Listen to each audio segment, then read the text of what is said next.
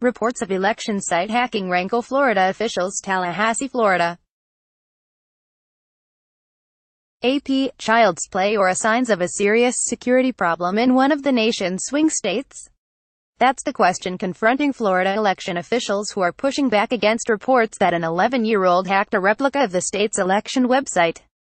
Multiple media outlets over the weekend reported that children at a hacking conference in Las Vegas were able to easily hack into a version of the website that reports election results to the public. An 11-year-old boy got into Florida's site within 10 minutes, while an 11-year-old girl did it in 15 minutes, according to the organizers of the event called Defcon Voting Machine Hacking Village. State officials contend there's no way that the replica used by hackers is an actual representation of the state's website. This was a mock site with likely very few, if any, security measures in place, said Sarah Rayvale, a spokeswoman for Secretary of State Ken Dutzner. It is not a real-life scenario and it offers a wholly inaccurate representation of the security of Florida's elections websites, online databases, and voting systems that does not take into account the state-of-the-art security measures the Florida Department of State has in place to prevent any possible hacking attempts from being successful. Florida's election website that displays results is not connected to the actual local election systems responsible for tabulating votes. Instead, on election night, supervisors upload unofficial results to state officials through a completely different network.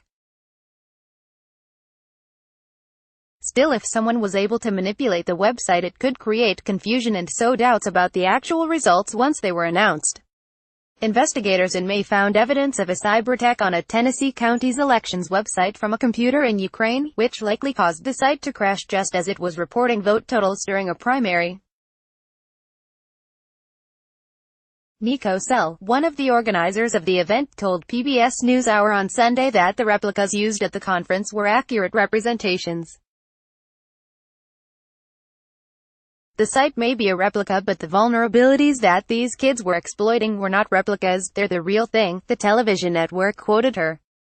I think the general public does not understand how large a threat this is, and how serious a situation that we're in right now with our democracy. Mark Early, the election supervisor in Leon County, who is a cybersecurity liaison between state and local officials, questioned how outsiders could obtain the security protocols used by Florida if they weren't already behind the system's firewalls.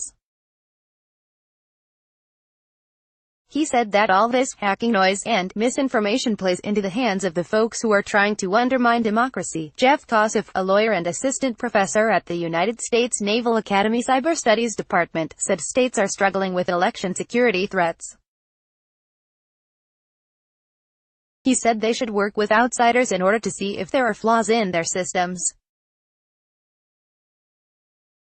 All states should look at this as a wake-up call, Kossoff said.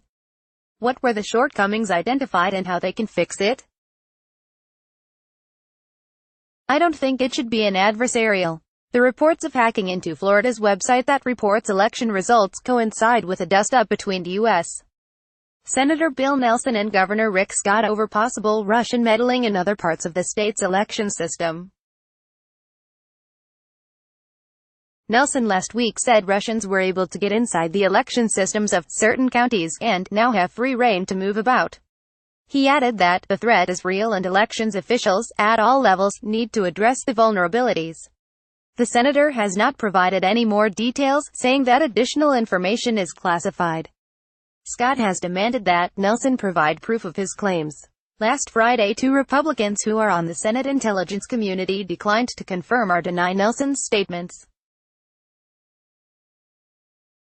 Russian hackers targeted at least 21 states, including Florida, ahead of the 2016 election and breached the voter registration system in at least one, Illinois, investigators say. An indictment released last month said Russian operatives sent over 100 fake emails to elections offices and personnel in Florida as part of the hacking effort. State officials have never acknowledged how many counties were targeted by the Russians. Copyright 2018 The Associated Press.